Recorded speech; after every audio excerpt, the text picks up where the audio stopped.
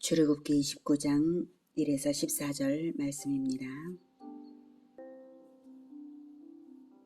29장.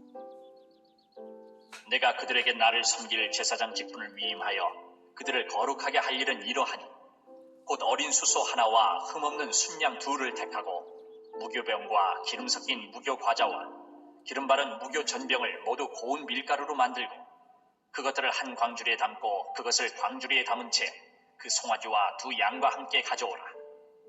너는 아론과 그의 아들들을 회막문으로 데려다가 물로 씻기고. 사랑하는 형제 여러분, 7월 16일 토요일 저녁 묵상에 오신 것을 환영합니다. 28장에서 제사장 의복을 어떻게 제작할 것인지 하나님께서 가르쳐 주셨죠. 29장은 그 옷을 입고 위임식을 거행하는 방법을 말씀하십니다. 이 위임식을 행한 후에야 제사장의 사역을 할 수가 있습니다. 3절까지는 위임식 제사의 준비물을 지시하셨습니다. 그런데 무엇을 위임하는 것일까요? 네, 1절. 네가 그들에게 나를 섬길 제사장 직분을 위임하여 제사장 직분을 위임하라고 하십니다. 모세 혼자서 가졌던 통치자직, 선지자직, 제사장직 가운데 제사장직을 위임하라는 명령입니다. 제사장직을 아론과 그 아들들에게 위임한 후에도 모세는 여전히 통치자요 선지자로 사역을 했고요. 또 모세의 후계자인 여호수아 역시 통치자요 선지자로서 사역을 할 것이기 때문에 제사장직이 위임되는 것이고 아론의 후손들이 그 제사장직을 물려받을 것입니다. 구약 성경에서 기름 부음을 받은 세 가지 직은 왕, 선지자, 제사장이고요. 아직 왕은 등장하지 않죠. 아직까지는 제사장이 기름 부음을 받습니다. 기름 부음을 받은 자를 메시아 즉 그리스도라고 불렀습니다. 즉 이스라엘은 오실 그리스도를 기다리며 그리스도가 왕이요 선지자요 제사장인 것을 체험적으로 알았습니다. 그런 메시아의 표상으로서 인간 제사장과 인간 통치자와 인간 선지자가 구약시대에 있었던 것이죠. 그리고 드디어 예수 그리스도에게 와서 이 세 직은 통합되었습니다. 예수 그리스도는 영원한 왕, 완전한 선지자, 영원한 대제사장이십니다. 뿐만 아니라 십자가의 죽음으로써 자기 자신을 드려 완전한 제물이 되십니다. 그래서 단번에 드려진 영원한 제사로서 제사 제도는 완성되기에 신약 시대에는 제사 제도는 폐지되고 그 진리만은 가르쳐져서 믿는 자들의 예배와 실천 생활로 승화된 것입니다. 우리는 제사 제도의 형식은 이어받지 않았으나 그 진리만큼은 배움으로써 우리의 신앙과 생활이 세밀하게 실현되어서 왕같은 제사장, 성숙한 자로 세워져야 합니다. 왕같은 제사장으로 부르심 받았고 또 장성한 분량에 이르라고 하셨기 때문입니다. 베드로전서 2장 9절에서 너희는 택하신 족속이요 왕같은 제사장들이라고 말씀을 하셨죠. 그리고 에베소서 4장 13에서 15절에서 우리가 다 하나님의 아들을 믿는 것과 아는 일에 하나가 되어 온전한 사람을 이루어 그리스도의 장성한 분량이 충만한 데까지 이르리니 라고 말하고 있고요. 15절에서 오직 사랑 안에서 참된 것을 하여 범사에 그에게까지 그리스도에게까지 자랄지라 그는 머리니 곧 그리스도라 이렇게 자라나라고 하고 있습니다. 예수님의 분량까지. 하나님은 우리를 예수 그리스도의 분량에 이르게 하실 목표가 있으십니다. 그것이 이루어지기를 기원합니다. 구약과 신약의 진리는 동일한 진리입니다. 진리는 영원한 것이니 결코 변질이 없고요. 다만 형식과 모양만 역사의 흐름에 따라 옷을 갈아입을 따름입니다. 그래서 우리는 구약 성경에서 진리를 배우고 신약 성경에서 적용과 확인을 거치는 것입니다. 오늘 29장에서 나타나는 진리는 위임입니다. 위임. 영원한 왕이시고 영원한 대제사장이신 예수님은 왕적 제사장직을 제자들에게 위임하셨습니다. 너희는 왕같은 제사장들이요. 우리가 그 제자들의 대를 이은 자들로서 왕같은 제사장으로 위임을 받은 것을 자각한다면 우리 역시 위임하는 자가 되고 위임으로서 대를 이어야 하는 것입니다. 그것이 제자화입니다. 그래서 예수님은 제자화, 모든 민족 제자화를 사명으로 명하시고 가셨죠. 네, 1절에서 나를 섬길 제사장 직분을 위임하여 그들을 거룩하게 할 일은 이러하니 하면서 제사장으로 위임을 받으면 거룩하게 위임을 받아 거룩하게 해서 위임을 이제 받는 것이기도 하고 또 위임을 받으면 거룩하게 되는 것이죠. 그래서 이제 거룩하게 하면서 위임식을 합니다. 원래 그들이 거룩해서가 아니라 위임 제사를 통해서 거룩하게 됨을 말씀하십니다. 이 사실은 사역자 자신을 겸손하게 하시는 말씀입니다. 사역자가 아무리 거룩해 보여도 본인은 위임받은 사명과 보혈의 제사가 있음으로 말미암아 거룩한 것임을 기억해야 합니다. 거룩함의 근원이 자기 자신의 노력이 아니라는 것을 평생 잊지 말아야 합니다. 그래서 더욱 평생 거룩의 노력을 하며 사는 것입니다. 제사장 제도를 주신 것은 아담의 원죄 이후 그 누구도 절대 거룩하신 하나님 앞에 자연인 상태로서는 설 수 없음을 보여줍니다. 반드시 제사장이 필요하다는 것이죠. 중보자가 필요하다는 것이죠. 구약시대에는 위임된 제사장들만 희생제물의 피를 의지하여 백성을 대신하여 하나님 앞에 나아갔습니다. 제사장 제도를 주신 것은 구원의 통로요 축복의 통로로서 이 제도 자체가 은혜의 통로입니다.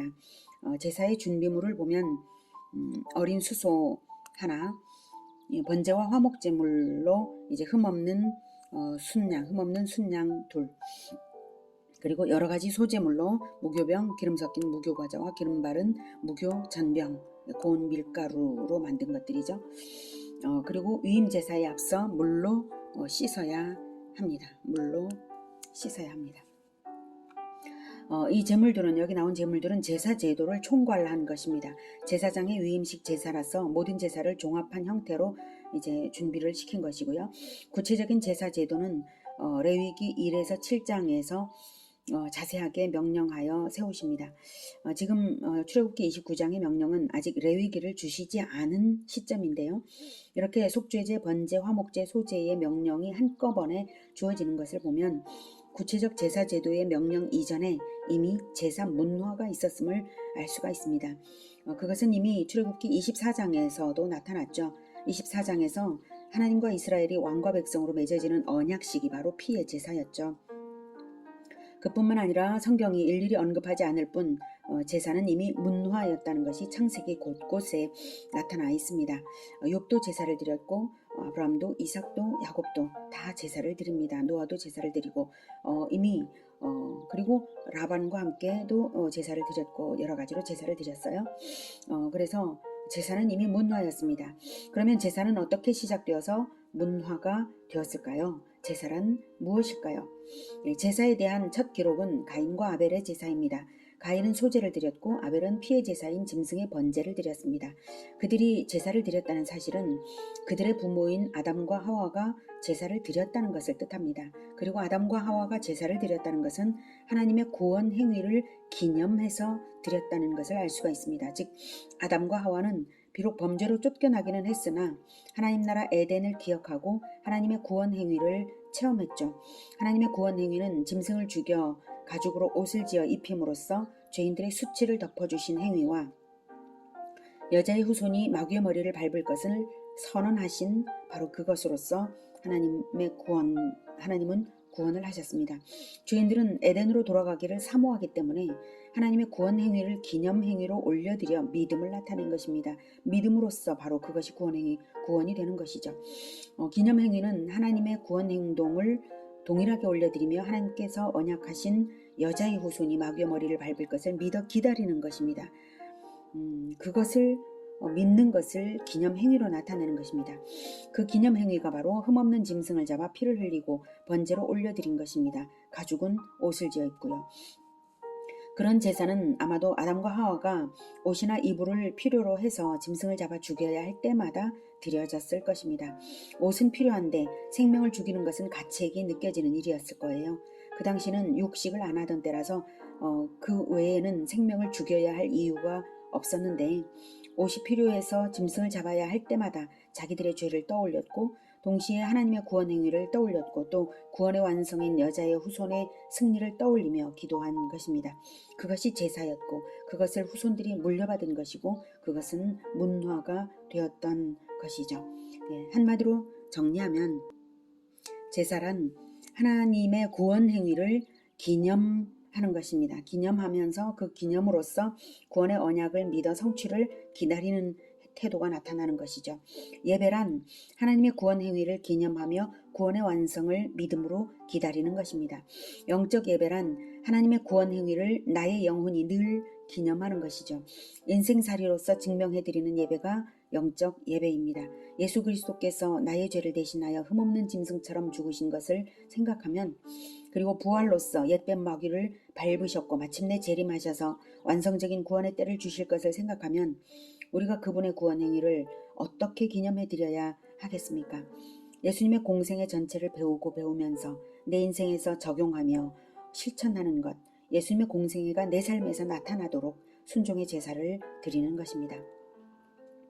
4절 너는 아론과 그의 아들들을 회막문으로 데려다가 물로 씻기고 하나님이 지정하신 아론 혈통만이 위임식을 거쳐 제사장이 되는 것은 하나님이 지정하여 보내신 그리스도만이 영원한 중보자 되심을 예표할 뿐만 아니라 또한 그 아들들 즉 예수 제자들이 대를 이어 제사장직을 수행하는 것임을 깨닫게 합니다. 그들은 맨 먼저 물로 씻겨야 합니다. 몸과 마음의 더러움을 씻는 첫 과정으로서 언제나 사명자는 그 씻음으로써 준비되는 것입니다. 예수 제자들이신 여러분, 우리는 날마다 그리스도의 사명을 위임받는 제사장들과도 같습니다. 정결함으로 나아가서 정결한 물, 보혈로 씻김을 받아 헌신되며 하나님의 구원 행위를 삶으로 기념해 드리시기를 바랍니다. 다음 출애굽기 29장 5에서 9절을 읽겠습니다. 5절 의복을 가져다가 아론에게 속옷과 에봇 받침 겉옷과 에봇을 입히고 흉패를 달고 에봇에 정교하게 짠 띠를 띠게 하고 그의 머리에 관을 씌우고 그 위에 거룩한 패를 더하고 관유를 가져다가 그의 머리에 부어 바르고 관유는 성별 의식에 사용되는 특별히 제조한 기름인데요. 관유를 무슨 물건에 바르거나 사람에게 부으면 하나님의 것이 되고 하나님을 위해 사용하게 되고 전적으로 하나님의 소유입니다. 우리에게 성령께서 내주하심으로 하나님의 백성이 되는 것과 똑같죠. 관유는 성령을 의미합니다. 4절까지에서는 제사장 위임에 필요한 재료들을 준비했죠. 이제 제물을 준비하고 물로 씻어 주었고 거룩한 옷을 입히고 기름을 부어 바르는 과정이었습니다. 제사장이 되는 데에 필요한 것을 대별하면 옷과 물과 피와 기름입니다. 거룩한 옷을 입어 정체성을 나타내고 물로 씻어 정결케 하고 보혈의 뿌림을 받아 헌신되고 성령의 기름이 부어져서 충만한 능력과 지혜로 행하게 하시는 것입니다. 그리고 그것을 스스로 하게 하는 것이 아니라 모세가 주관하고 있습니다. 예수님께서 제자들에게 발을 씻어 주신 것 아시죠?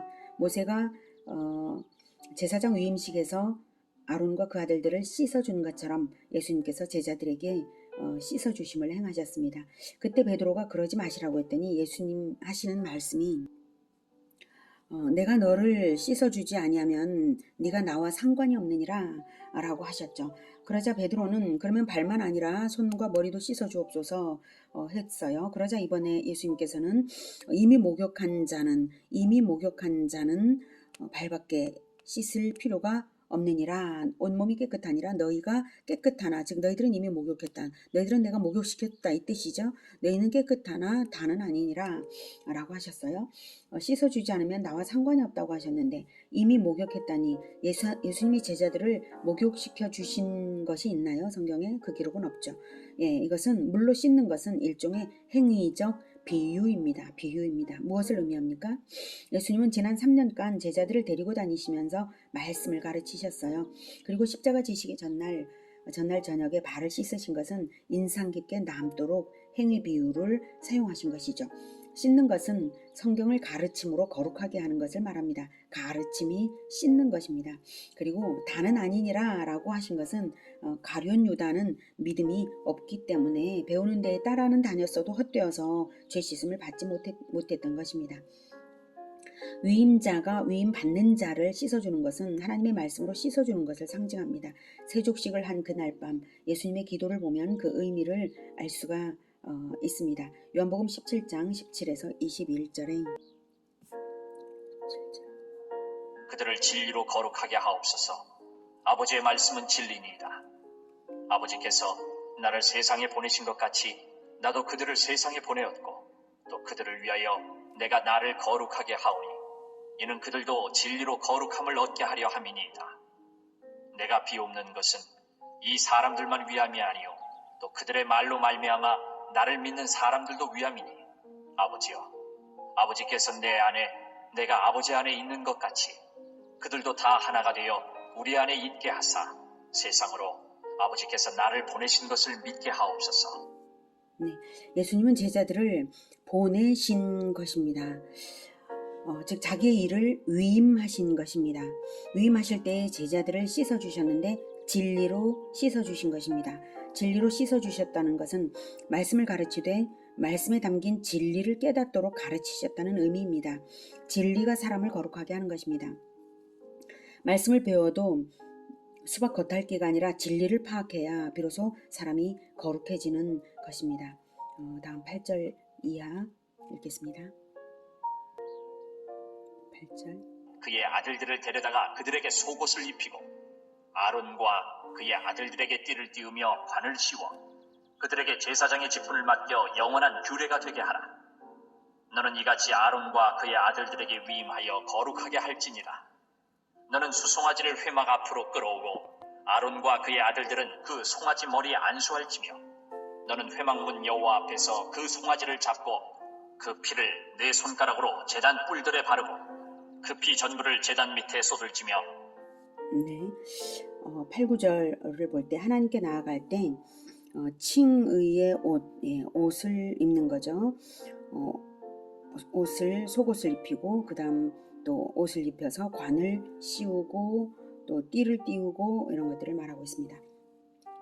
하나님께 나아갈 때 칭의의 옷을 입지 않으면 나갈 수가 없습니다. 이 제사장의 흰 옷은 칭의를 상징합니다. 칭의란 스스로 의로워질 수 없는 사람을 의롭다고 간주해서 의인이라 불러주시는 것입니다. 제사장들은 성소에 나아갈 때마다 그 옷을 입음으로써 나아갈 수 있는 것이고 자기 자신이 실제로는 죄인임을 기억하게 되는 것입니다. 우리는 예수님의 보혈을 뿌려 칭의된 죄인입니다. 예수님의 보혈의 공로를 믿음으로써 의롭다 여겨진다는 말로 이신 칭의라고 합니다. 칭의는 예수님의 보혈의 공로와 동시에 나의 죄를 동시에 기억하며 그 보혈의 효력을 믿는 것입니다. 10절부터 내장에 덮인 모든 기름과 10절. 너는 수송아지를 회막 앞으로 끌어오고 아론과 그의 아들들은 그 송아지 머리에 안수할지며 너는 회막문 여호와 앞에서 그 송아지를 잡고 그 피를 네 손가락으로 제단 뿔들에 바르고 그 피 전부를 제단 밑에 쏟을지며 내장에 덮인 모든 기름과 간 위에 있는 꺼풀과 두 콩팥과 그 위에 기름을 가져다가 제단 위에 불사르고 그 수소의 고기와 가죽과 똥을 진 밖에서 불사르라. 이는 속죄제니라. 네, 이는 속죄제니라. 네, 이제 드디어 제사장 위임식을 어떻게 행할지 가르치고 계신데요. 첫 순서는 속죄제입니다. 수송아지는 제사장의 속죄 제물입니다. 위임식을 행하기 전에 먼저 속죄제가 드려진 것은 먼저 죄 문제의 해결이 없이는 하나님 앞에 설 수 없다는 뜻입니다. 속죄제의 안수, 여기서 안수를 하죠. 본인이 아론과 그의 아들들은 그 송아지 머리에 안수를 합니다. 안수는 죄의 전가입니다. 속죄제를 드리는 자의 죄를 흠없는 수송아지에게 전가시키는 것입니다. 죄인의 죄를 전가받은 수송아지가 죽어서 하나님께 드려지는 대신 죄인들은 죄를 대속받는 것입니다. 죄는 반드시 죽음으로 갚는다는 것을 에덴에서부터 하나님이 말씀하셨죠. 그런데요, 여러분, 수송아지의 생명 가치가 어떻게 인간의 생명 가치와 동일할 수 있을까요? 결코 동일할 수 없는데 왜 짐승의 생명을 대신 받으시고 죄인들의 죄를 사해 주시는 것일까요? 네, 교환에 있어서는 등가의 법칙이라는 것이 있는데 같은 가치를 가져야 교환이 정당한 것입니다. 그런데 짐승과 인간은 결코 등가로 놓을 수 없는 현격한 차이가 있지 않습니까? 하나는 영원한 생명을 가진 존재이고 하나는 한시적인 육신일 뿐입니다. 그런데 그것을 놓고 있습니다.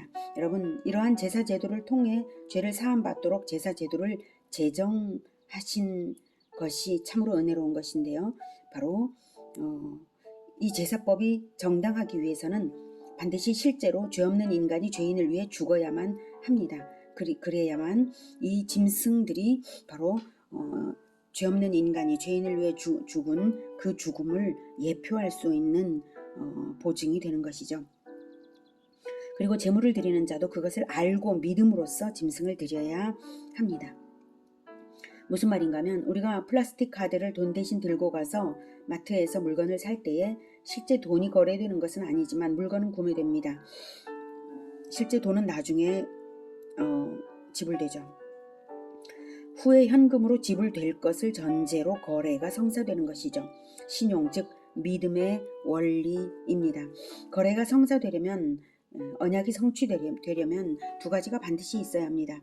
거래를 하는 두 당사자의 약속과 믿음, 사후의 실체적인 지불, 이 두 가지가 반드시 있어야 하는 것이죠. 약속과 믿음이 없으면 안 되고 또 사후의 실체적인 지불이 또 없다면 헛것이 되는 것이죠. 그래서 이게 다 있어야 됩니다. 제사 제도 역시 그런 것과 같습니다. 제사 제도를 통하여 하나님을 만나도록 허락하신 하나님과 죄인 두 당사자 간의 언약과 믿음이 있어야 하고요. 사후에 죽을 실체이신 죄 없는 그리스도의 죽음이 있어야 합니다.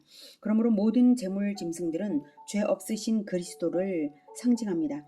구약 이스라엘은 그것을 믿음으로 알았고 그것은 곧 실체이신 그리스도를 기다린다는 뜻입니다.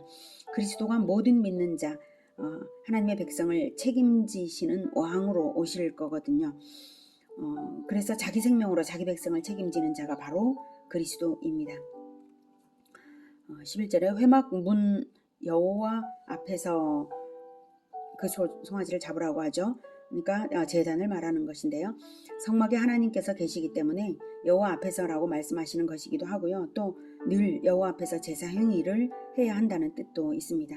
이스라엘은 성막에서 피어오르는 구름 기둥을 늘 보면서 여호와의 임재를 체험하고 있었습니다. 임마누엘 체험이 연속되고 있었어요. 다음 12절 그 피를 제단 뿔들에 바르고 그 피 전부를 제단 밑에 쏟을지며 제단의 네 귀퉁이에 뿔이 있습니다. 거기 피를 바르는 것이죠. 제단의 네 귀퉁이에 이렇게 뿔이 있습니다. 이 피를 바르는 것은 정결케 하는 상징적 행동인데요. 그리고 나머지 피는 전부 제단 밑에 쏟으라. 이 피의 남용을 방지하기 위해서 그렇게 명령하신 것이고요. 자, 이 피는 짐승의 피이지만 그리스도의 피로 간주된 것입니다. 그러기에 성물들을 정결케 하고 사람을 정결케 하는 것입니다. 십자가에서 흘리신 예수 그리스도의 보혈로서 비로소 제단이 되고 뿔이 되는 것입니다. 뿔은 권세의 상징인데요. 대제사장의 권세가 그리스도 보혈로 발라졌기 때문에 권세가 되는 것입니다. 13절 기름을 가져다가 제단 위에 불사르라고 하시죠. 기름은 기름 덩어리만을 말하고요. 살에 켜켜이 있는 기름은 아닙니다. 제단 위에 불살라 하나님께 드리는 제사 방법을 화제라고 합니다. 기름은 가장 좋은 것이라고 하나님께만 올려드리는 것입니다. 평안을 상징합니다. 그리스도의 평안이죠. 피와 기름은 먹지 말라고 하셨는데요. 이렇게 제사용으로만 하나님께 드려지고 쏟아지는 것입니다. 그런데 예수님은 훗날 성찬식을 제정하시면서 자기 피라고 하시면서 받아 마시라고 하시고 평안을 주노니 주님이 주는 평안은 세상이 줄 수 없는 평안이라고 하시고는 부활 후 첫 대면에서 제자들에게 첫 일성이 평강이 있을지어다 이렇게 하셨죠. 부활 후에 진정한 평안이 주어진 것이죠. 오직 하나님께만 드려지는 그 기름은 곧 그리스도의 평안을 올려드린 것입니다.